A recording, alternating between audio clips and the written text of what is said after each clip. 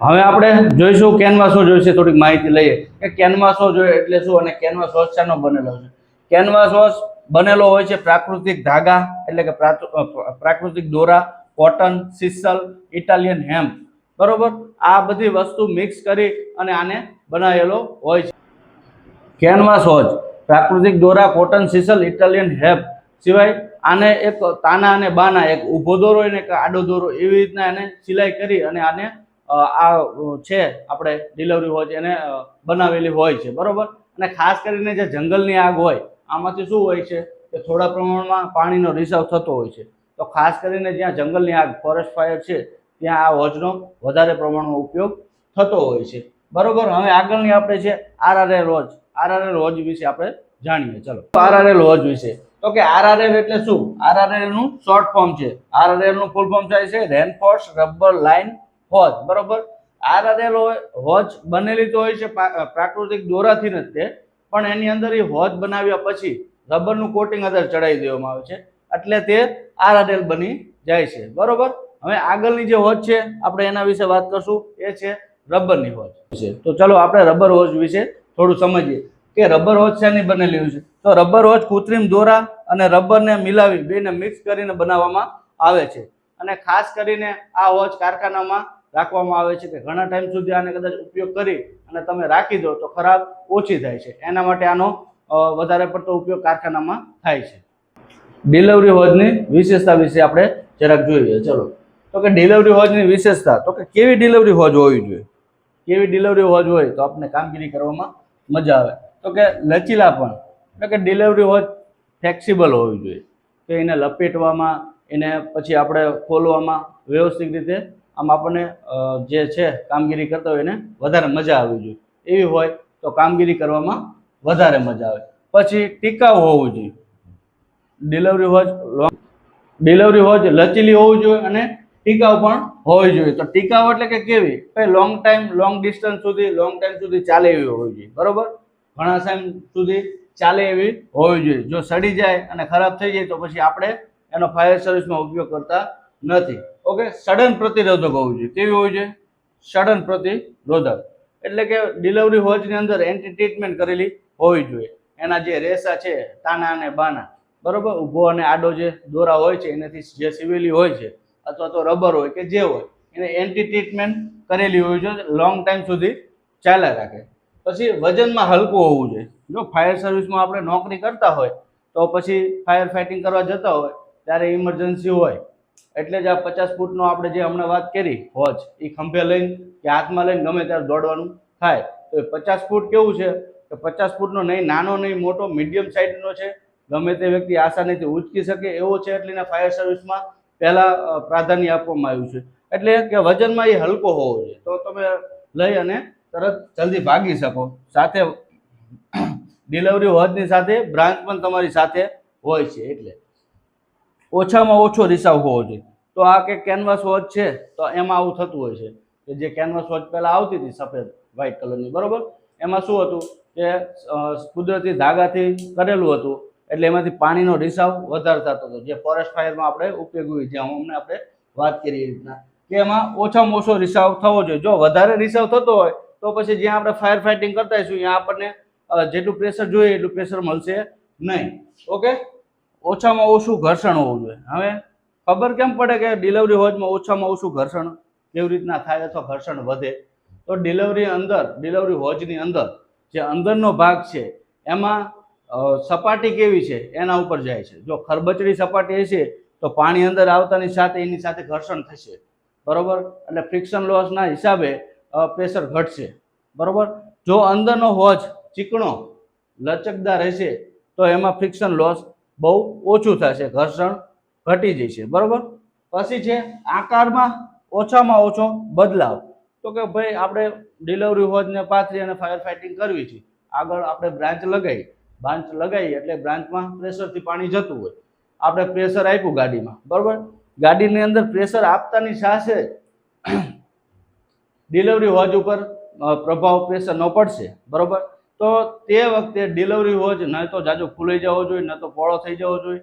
જે એની કેપેસિટી, જે ક્ષમતા છે એટલો જ ફૂલાવવો જોઈએ અને પહોળો થવો જોઈએ, અધરવાઇઝ આપણે ફાયર સર્વિસમાં એને ચાલશે નહીં. તો આપણે આ વાત કરી ડિલિવરી હોજની વિશેષતાઓ કે કેવું હોવું જોઈએ, લચીલાપણ, ટીકાઉપણ, સડન પ્રતિરોધક હોવું જોઈએ, વજનમાં હલકો, ઓછામાં ઓછો રિસાવ એટલે કે ફ્રિક્શન લોસ, ઓછામાં ઓછું ઘર્ષણ એટલે ફ્રિક્શન લોસ, ઓછામાં ઓછો રિસાવ એટલે નોન પરકોલેટિંગ, આ ઓછામાં ઓછો બદલાવ હોવો જોઈએ. બરોબર, તો આટલા એની વિશેષતાઓ છે. આ બધી ડિલિવરી હોજની આપણે વિશેષતાઓની વાતો કરી. હવે આગળ પાછી આપણે હવે જોઈશું કે ડિલિવરી હોજ ખરાબ થવાના કારણો, કે ડિલિવરી હોજ કેવી રીતના આપણે એનો ઉપયોગ કરવી તો ખરાબ થાય, તો એના વિશેની આપણે થોડી માહિતી લઈએ. તો ભાઈ ડિલિવરી હોજ ખરાબ થવાના કારણો છે, તો કે કેટલા કારણો છે, કે 4-5 છે. ચલો આપણે જોઈએ કે ડિલિવરી હોજ ખરાબ થવાના કારણો, કે એબ્રેશન એટલે કે રગડ લગ્ન. કોઈ હોજ છે એને આપણે ઢસડશું, બરોબર, એવી રીતના આપણે લપેટશું કે એને ઢસડીને એક જગ્યાએથી બીજી જગ્યાએ એવી રીતના કરશું તો એમાં શું થશે, રગડ લાગશે એટલે કે એ ફાટી જશે, તૂટી જશે, આવું બધું એબ્રેશનમાં થશે. બરોબર, તો તેના કારણે ડિલિવરી હોજ તૂટી પણ જાય, તો આવું આપણે કરવું ન જોઈએ. પછી છે મિલ્ડ્યુ એટલે કે ફૂગ લાગવી, કે ડિલિવરી હોજને આપણે કામ પતી ગયું, ફાયર ફાઇટિંગનું કામ પતી ગયું, બરોબર, પછી તમે ડિલિવરી હોજ એમના વીટળી દેશો અને સૂકવા વગર અને હોજ બોક્સ મૂકી દેશો એમના હોજમાં, હોજ બોક્સના ખાનામાં, તો પછી ડિલિવરી હોજ ખરાબ થઈ જશે, એમાં ફૂગ લાગશે. શું લાગશે? ફૂગ લાગશે અને સડી જશે અથવા તો તૂટી જશે, ખરાબ થઈ જશે. આવા બધા કારણો એમાં થશે. પછી છે શોક લગ્ન, ઝટકા લગ્ન. હવે શોક કે ઝટકો એ કેવી રીતના લાગે, ધારો કે તમે કોઈ કામગીરી કરતા હોય, ફાયર ફાઇટિંગ કરતા હોય, બરોબર, અને રોડ ઉપરથી આપણે હોજ પસાર કરવાનો થાય ત્યારે હોજ ઉપરથી હોજ પસાર છે અને વાહન તો નીકળવા જોઈએ, વાહન ન નીકળે તો ફાયર ફાઇટિંગ કરતા હોય અને આપણે હોજ કોઈ જગ્યાએ પાથરેલી છે રોડ ઉપર, તો એના ઉપરથી વાહન પસાર થતા હોય તો ત્યારે શું કરું, ત્યારે ઝટકો લાગે છે, ત્યારે હોજ ખરાબ થાય છે, પંપને નુકસાન થાય છે, બરોબર, અને હોજ આપણી ફાટી જાય, તૂટી જાય, આવા બધા કારણો થાય છે. તો એને ઝટકો ન લાગે, હોજ ખરાબ ન થાય અને ટ્રાફિક ત્યાં ન થાય, એના માટે જ્યારે તમે ફાયર ફાઇટિંગ કરતા હોય અને હોજને આવી રીતના રસ્તા ઉપરથી લઈ જાવ તો હોજની નીચે હોજ રેમ્પ લગાવી દેવો પડે, તો જેથી કરીને આપણે હોજને ઝટકો ન લાગે, પંપને નુકસાન ન થાય અને રોડ ઉપર ટ્રાફિક ન થાય. આ ત્રણેય કામ આ હોજ રેમ્પ કરે છે. બરોબર, પછી છે રબર એસિડ લગ્ન. તો કે રબર એસિડ કેવી રીતના લાગે, ધારો કે કોઈ હોજ છે એને તમે કામ પત્યું, બરોબર, અને એમને લપેટી અને આપણે મૂકી દીધો તો શું થાય છે, અંદરો અંદર પાણી અને હોજનું જે રબર છે એમાં બેમાં રબર એસિડ બની જશે. રબર એસિડ બની જશે અને આને લાંબા ટાઈમમાં સડવાનું કે એવો બધો ખતરો આમાં વધારે રહે છે. બરોબર, એટલે એના હિસાબે આમાં રબર એસિડમાં ખરાબ થવાની શક્યતા વધારે રહે છે. તો કે કેમિકલ કોન્ટેક્ટ, ધારો કે કોઈ તમે ફેક્ટરી કે મોટી ઇન્ડસ્ટ્રીઝમાં ગયા, કોઈ કેમિકલનો રિસાવ થયો છે, ત્યાં તમે હોજ પાથરી છે, તો શું થવાનું, મોસ્ટલી કેમિકલ કોન્ટેક્ટ તો થવાનો જ છે. બરોબર, અને કેમિકલ કોન્ટેક્ટ થયો ને અને એ હોજને તમે ઘરે લાવી એટલે કે ફાયર સ્ટેશને લાવી અને વ્યવસ્થિત ધોઈને તમે ન મૂકો તો કેમિકલ કોન્ટેક્ટના હિસાબે હોજ રહી તે ખરાબ થાય છે.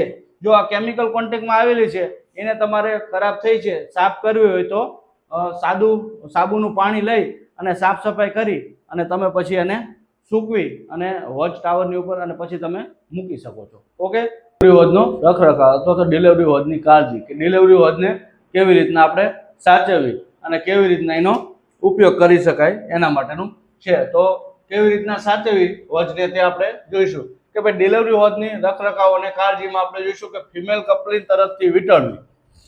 બરોબર, ડિલિવરી હોજને હંમેશા જ્યારે આપણે લપેટતા હોય ત્યારે ફિમેલ કપલિંગથી જ વીંટળતા હોય છે.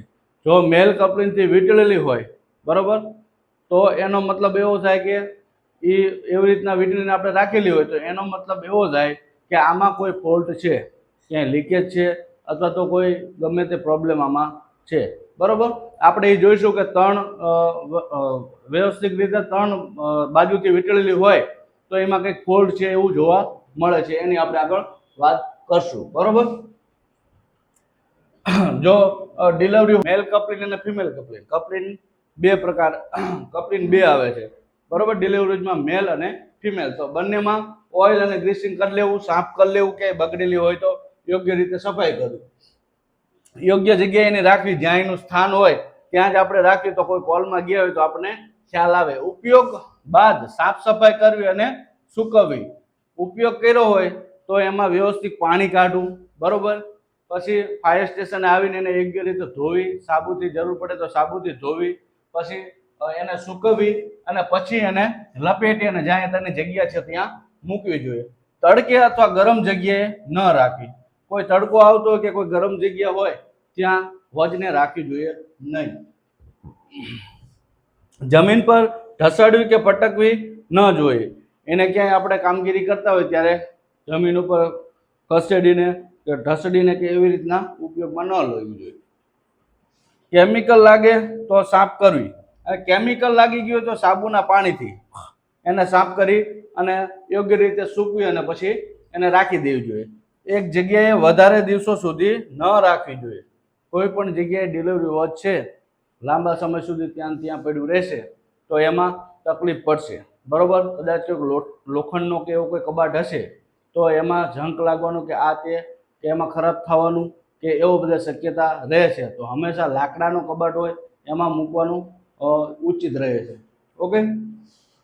સ્ટોર કરેલી ડિલિવરી હોજમાં પાણી ચલાવી દેવું. હવે ડિલિવરી હોજ આપણે હોજનો સ્ટોર રૂમ હોય ત્યાં ડિલિવરી હોજ એક્સ્ટ્રા પડી હોય છે. હવે આ હોજ એમનામ પડી હોય તો એને દર 3 મહિને એમાં પાણી ચલાવી અને પાછું સૂકવી અને જેમ હોય તેમ પાછું એને ત્યાં મૂકી દેવી જોઈએ, બરાબર. ટેસ્ટિંગ દર 6 મહિને 10.5 kg સેન્ટીમીટરે કરવું જોઈએ. ટેસ્ટિંગ આનું દર 6 મહિને 10.5 kg કરતું રહેવું જોઈએ, બરોબર. આ આપણે વાત થઈ ડિલિવરી હોજની રખરખાવની. હોજરી લોજ. તો હોજરી લોજ વિશે આજે આપણે થોડુંક સમજીએ કે હોજરી લોજ એક ફર્સ્ટ ફાયર ફાઇટિંગ ઉપકરણ છે કે તેને કોઈ મોટી હોસ્પિટલ, કોઈ બેઝમેન્ટ કે પછી કોઈ શાળા, સ્કૂલ કે કોલેજ હોય ત્યાં એને લગાવવામાં આવે છે, બરોબર. કોઈ હાઈરાઇઝ બિલ્ડિંગમાં એને લગાવવામાં આવે છે અને દરેક ફાયર ફાઇટરની ગાડીમાં તેને લગાવવામાં આવે છે, બરોબર. તો આપણે હોજરી લોજની વાત કરીએ તો થોડીક એના વિશે એને ઉપયોગ કરવાના રીતની વાત કરીએ તો કે હોજરી લોજને આપણે ઉપયોગ કરવો હોય તો કેવી રીતના કરી શકીએ. તો એક ડ્રમ હશે કોઈ પણ જગ્યાએ, એની ઉપર ટ્યુબ લપેટેલી છે. તો તમારે ઉપયોગ કરવો હોય ત્યારે હોજરી હોજની જે નોઝલની આગળ જે વાલ છે તેને ઝાલી અને કોઈ જગ્યાએ આગ લાગી છે ત્યાં તમે જઈ અને વાલ ખોલી અને ઉપયોગ કરી શકો છો. ઉપયોગ કર્યા પછી વાલને ખોલી અને પાણી બધું નીકળી જાય એ રીતના રાખી અને એક ભાઈ ડ્રમને ફેરવશે અને એક ભાઈ ફાયરની જે નોઝલ છે હોજરી લોજ તેને વીંટળતા જશે. આવી રીતના હોજરી લોજનો ઉપયોગ કરી અને એને ઓપરેશન કરી અને એને વાપરી શકાય છે. તો હોજરી લોજ વિશે થોડુંક આપણે જાણીએ કે તો હોજરી લોજ હોય તો એની જરૂરિયાત પ્રમાણે એની લંબાઈ 30 થી 60 મીટરની હોય છે, બરોબર. સામાન્ય લગભગ 30 થી 60 મીટર તો હોય જ છે. એની પહોળાઈની વાત કરવી તો 19 mm હોય છે, બરોબર. એના નોઝલ હોય છે, શટઅપ નોઝલ, એનો વ્યાસ હોય છે 5 mm નો. 5 mm હોય એટલે પ્રેશર સારું આવે છે. તો આ વાત આપણે થઈ હોજરી લોજ વિશે. હોજરી લોજની કાળજી તો કે હોજરી લોજનો કેવી રીતના એની કાળજી આપણે લેવી, બરોબર. કે હોજરી લોજ તડકે અથવા ગરમ સ્થાને ન રાખવી જોઈએ, બરોબર. ક્યાંક તડકો કે એવું આવતું હોય એવી જગ્યાએ હોજરી લોજને ન રાખવી જોઈએ. પછી ઓઇલ ગ્રીસિંગ કરવું જોઈએ. ટાઈમે ટાઈમે એનો ડ્રમ છે એ ફરતું હોય એમાં ઓઇલ ગ્રીસિંગ કરતા રહો તો સરળતાથી ફર્યા રાખે છે, બરોબર. પછી હોજરી લોજની તપાસ અઠવાડિયે એક વખત કરવી જોઈએ. તો ભાઈ હોજરી લોજ છે, બરોબર, એ યોગ્ય વ્યવસ્થિત વાપરવા લાયક તો છે ને, કંઈક બનાવ બન્યો છે તો એના માટે તાત્કાલિક આપણે ઉપયોગ કરીએ કે એવું છે કે નથી, તૂટી ગયેલું છે કે કેમ, એ બધું તમારે દર અઠવાડિયે જોતું રહેવું જોઈએ. ઓકે. ટેસ્ટિંગ દર 3 મહિને 10.5 kg સેન્ટીમીટર કરતા રહેવું પડે. હવે ડિલિવરી હોજ, હોજરી હોજ અને સક્શન હોજ. આ એમાં ડિલિવરી હોજ હોજને દર 6 મહિને 10.5 kg, હોજરી હોજ અને સક્શન હોજને દર 3 મહિને 10.5 kg આનો ટેસ્ટિંગ કરવાનું ફરજિયાત હોય છે, બરોબર. ડિલિવરી હોજ, સક્શન હોજ ને હોજરી હોજ ત્રણેયનું ટેસ્ટિંગ ફરજિયાત થાય છે. ડિલિવરી હોજનો દર 6 મહિને, સક્શન અને હોજરી હોજનું દર 3 મહિને 10.5 kg ટેસ્ટિંગ થાય છે. ચલો, તો આ સાથે આપણે હોજરી હોજની કાળજીનું પૂરું કર્યું અને આ સાથે આપણું હોજનું ચેપ્ટર અહીંયા પૂરું થાય છે.